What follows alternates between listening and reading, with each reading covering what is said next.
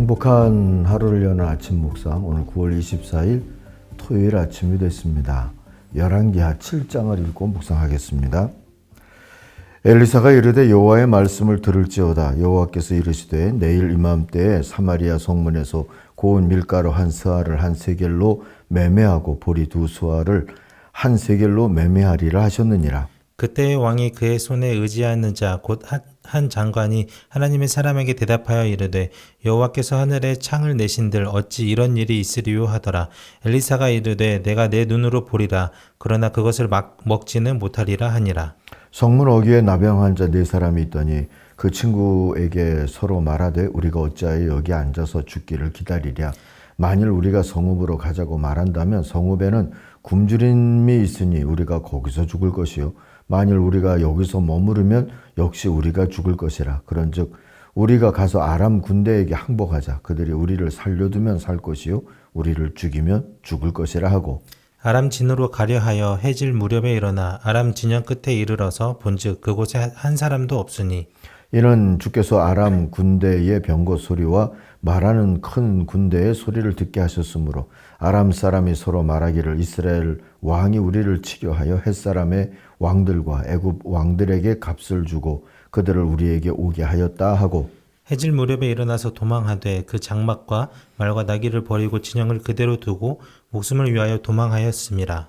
그 나병 환자들이 진영 끝에 이르자 한 장막에 들어가서 먹고 마시고 거기서 은과 금과 의복을 가지고 가서 감추고 다시 와서 다른 장막에 들어가 거기서도 가지고 가서 감추니라. 나병 환자들이 그 친구에게 서로 말하되 우리가 이렇게 해서는 아니게 되겠도다. 오늘은 아름다운 소식이 있는 날이거늘 우리가 침묵하고 있도다. 만일 밝은 아침까지 기다리면 벌이 우리에게 미칠지니 이제 떠나 왕궁에 가서 알리자 하고. 가서 성읍 문지기를 불러 그들에게 말하여 이르되 우리가 아람 진에 이르러서 보니 거기에 한 사람도 없고 사람의 소리도 없고 오직 말과 나귀만 매여 있고 장막들이 그대로 있더이다 하는지라. 그가 문지기들을 부르매 그들이 왕궁에 있는 자에게 말하니 왕이 밤에 일어나 그의 신복들에게 이르되 아람 사람이 우리에게 행한 것을 내가 너희에게 알게 하노니 그들이 우리가 줄인 것을 알고 있으므로 그 진영을 떠나서 들에 매복하고 스스로 이르기를 그들이 성읍에서 나오거든 우리가 사로잡고 성읍에 들어가겠다 한 것이니라 하니. 그의 신하 중 한 사람이 대답하여 이르되 청하건대 아직 성중에 남아있는 말 5마리를 취하고 사람을 보내 정탐하게 하소서. 그것들이 성중에 남아있는 이스라엘 온 무리 곧 멸망한 이스라엘 온 무리와 같으니이다 하고. 그들이 병거 둘과 그 말들을 취한지라. 왕이 아람 군대 뒤로 보내며 가서 정탐하라 하였더니 그들이 그들의 뒤를 따라 요단에 이른즉 아람 사람이 급히 도망하느라고 버린 의복과 병기가 길에 가득하였더라. 사자가 돌아와서 왕에게 알리니 백성들이 나가서 아람 사람의 진영을 노략한지라.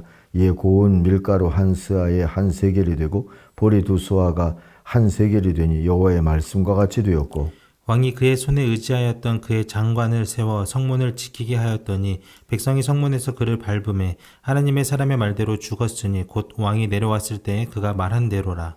하나님의 사람이 왕에게 말한 바와 같으니 이르기를 내일 이맘때에 사마리아 성문에서 보리 두 스아를 한 세겔로 매매하고 고운 밀가루 한 스아를 한 세겔로 매매하리라 한즉. 그때 이 장관이 하나님의 사람에게 대답하여 이르되 여호와께서 하늘에 창을 내신들 어찌 이 일이 있으랴 하매 대답하기를 내가 내 눈으로 보리라. 그러나 그것을 먹지는 못하리라 하였더니 그의 장관에게 그대로 이루어졌으니 곧 백성이 성문에서 그를 밟음에 죽었더라. 아멘. 주님의 말씀을 들어라. 오늘 묵상의 제목입니다. 1절이 요절입니다. 엘리사가 말하였다. 주님의 말씀을 들으십시오. 내일 이맘때쯤에 사마리아 성문 어귀에서 고운 밀가루 한 스아를 한 세겔에 보리 두 스아를 한 세겔에 살 수 있을 것입니다. 배고픔의 인간성을 잃은 이들에게 엘리사가 해준 말입니다. 비둘기 똥 같은 거를 거금을 들여서 사 먹어야 했던 이들에겐 복음으로 들렸을까요? 아니면 어이없는 그런 헛된 말로 들렸을까요? 왕과 백성들은 믿지 못했습니다. 하늘 창고를 연다고 해도 어려운 일이라고 비웃는 자도 있었죠. 2절입니다. 그러자 왕을 부축하고 있던 시종 무관이 하나님의 사람에게 대답하였다. 비록 주님께서 하늘에 있는 창고 문을 여신다고 할지라도 어찌 그런 일이 일어날 수 있겠습니까?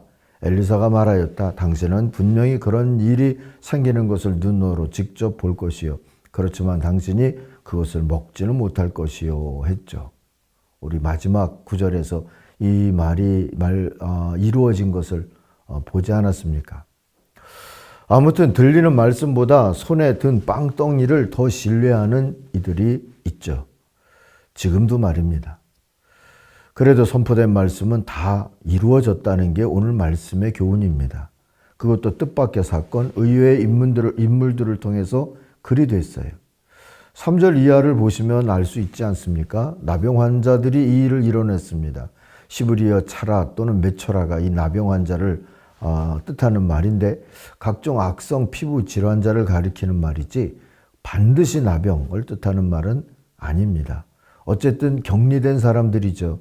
이들 4사람이 성문 어귀에 앉아 있다가 성 안에 들어가면 먹을 게 없어서 굶어 죽을 거고 여기 앉아 있어도 굶어 죽는 건 매한가지니까 아람 진영으로 가서 항복해보자. 살려주면 살 거고 그들이 죽이면 그때 죽지 뭐. 그런 마음을 가지고 황혼 무렵에 일어나서 시리아 진으로 들어갔답니다. 시리아 곧 아람 사람들의 진 끝까지 가보았는데 그냥 텅텅 비어 있는 거예요. 아무도 없었습니다.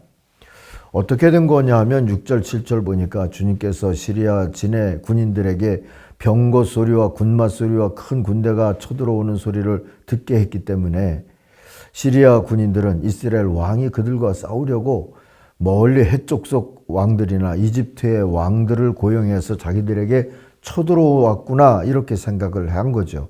그래서 황혼역이 일어나서 급하게 장막과 군마와 나귀들도 다 진에 남겨놓은 채 목숨을 건지려고 도망을 쳤던 겁니다. 8절 이하를 보니까 처음에는 이게 웬 떡이냐 하고 이 나병 환자들이 적진을 다니면서 한 장막에서는 시컷 먹고 다른 장막에 있는 금은 보화는 가져다가 또 감추고 또 와서 다른 장막에 있는 걸 가져다가 또 어딘가에 감추고 그러다가 이렇게 해서는 안 되겠다. 이 좋은 소식을 전하지 않고 내일 아침 해 뜰 때까지 우리가 기다린다면 우리가 벌 받을 수도 있겠다. 그래서 왕궁으로 가서 성읍으로 가서 이걸 알리자. 그리고 가서 알리게 됐습니다. 왕과 신하들은 적이 함정일까 봐 걱정이 됐지만 잡아먹다가 남은 말 몇 필로 정탐이라도 해보자 하면서 그들의 후방, 적진의 후방을 정탐을 해보았는데 그들이 황급히 도망간 흔적들만 남아있는 것을 봤어요. 나병 환자들의 이야기가 사실인 것을 확인한 겁니다. 이로 인해서 배고픔은 물론 전쟁까지 종식이 됐습니다. 하나님의 구원의 은혜는 종종 이렇게 느닷없이 찾아올 수 있죠. 상식과 논리가 우스워질 만큼 느닷없게 말입니다. 베를린 장벽이 무너질 때가 생각이 났어요. 그것도 사실 오보에서 비롯됐다지 않습니까? 1989년 11월 9일 동독이 결정한 여행 자유화 정책을 발표하는데 다음 날인 11월 10일부터 시행한다 돼 있지만 공식 기자회견에서 이를 제대로 숙지하지 못했던 동베를린 당서기 귄터 샤보프스키라고 하는 사람이 언제부터냐 하니까 생각 없이 즉시 지연 없이 즉시라고 대답했어요. 독일말로 조포르트 운베르추길히라고 하는 말인데요. 그렇게 대답을 했대요. 기자회견장에 있던 독일어가 좀 미숙했던 이탈리아 기자 리카르도 에르만이라고 하는 사람이 있었는데 이를 베를린 장벽이 붕괴됐다 하고 오보를 냈습니다. 이 오보는 광속으로 지구를 돌았고요. 그날 밤 베를린 장벽이 무너졌습니다. 많은 사람들이 곡괭이, 망치 갖고 나와서 다 헐어버렸죠. 그리고 오보 기사를 만들어낸 리카르도 에르만은 2008년이 돼서 독일 정부로부터 훈장을 수여받았답니다. 오보를 내고 훈장 수여받은 우스운 일이 일어나게 된 거죠. 그러나 우리는 이 일의 배후에 하나님의 역사가 있는 거다. 그렇게 깨닫고 있지 않습니까? 그러니 사랑하는 아침가족 여러분, 너무 우리의 경험이나 또는 이해나 계산으로만 말씀을 듣지 마십시다. 비상식적인 걸 용납하라는 뜻은 아닙니다. 초상식의 하나님의 섭리를 부인하지 말자는 뜻입니다. 우선 말씀의 귀를 열고 살아야 하겠죠. 우리의 경험에 따르는, 계산에 따르는 불신앙에 저항하면서 살아야 되겠죠. 그러면서도 말씀대로 이루소서 기도하며 희망해야 하겠죠.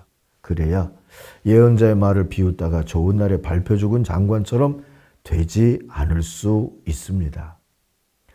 말씀 서두에서도 드렸듯이 2절에 있는 말씀이 17절에서 이루어졌다는 게 보여주지 않습니까? 그 시종 무관이 성문 관리로 임명되었는데 백성들이 먹을 것을 찾아 오며 가며 그를 밟아 죽였어요. 왕이 그의 부촉을 받으며 하나님의 사람을 죽이려고 왔을 때에 하나님의 사람이 예언한 그대로 그가 죽은 거다. 이렇게 성경은 풀이를 해줍니다. 이 왕은 아마도 요람 왕이었다고 기억이 되고요. 어쨌든 이 시종 무관은 좋은 날 사람들에게 밟혀 죽고 말았어요. 오늘도 하나님은 살아계십니다. 역사하고 계십니다. 우리가 그것을 믿고 하나님의 섭리와 하나님이 이루실 일에 대한 희망을 포기하듯이 살지 않기를 바랍니다. 기도하겠습니다. 하나님 아버지, 오직 믿음으로 약속을 붙잡고 살 수 있기를 바랍니다. 그런 믿음의 길로 우리를 인도해 주시옵시고 오늘도 간절히 구원을 기다리는 하나님의 사람들, 주여 모든 전쟁과 폭력과 또 집단한 삶 가운데서 헤매고 있는 자들에게 하나님의 구원의 역사를 또 구원의 약속을 이루어 주옵소서. 예수님의 이름으로 기도하옵나이다. 아멘. 하늘에 계신 우리 아버지, 아버지의 이름을 거룩하게 하시며 아버지의 나라가 오게 하시며 아버지의 뜻이 하늘에서와 같이 땅에서도 이루어지게 하소서. 오늘 우리에게 일용할 양식을 주시고 우리가 우리에게 잘못한 사람을 용서하여 준 것 같이 우리 죄를 용서하여 주시고 우리를 시험에 빠지지 않게 하시고 악에서 구하소서. 나라와 권능과 영광이 영원히 아버지의 것입니다. 아멘. 각자 기도하겠습니다.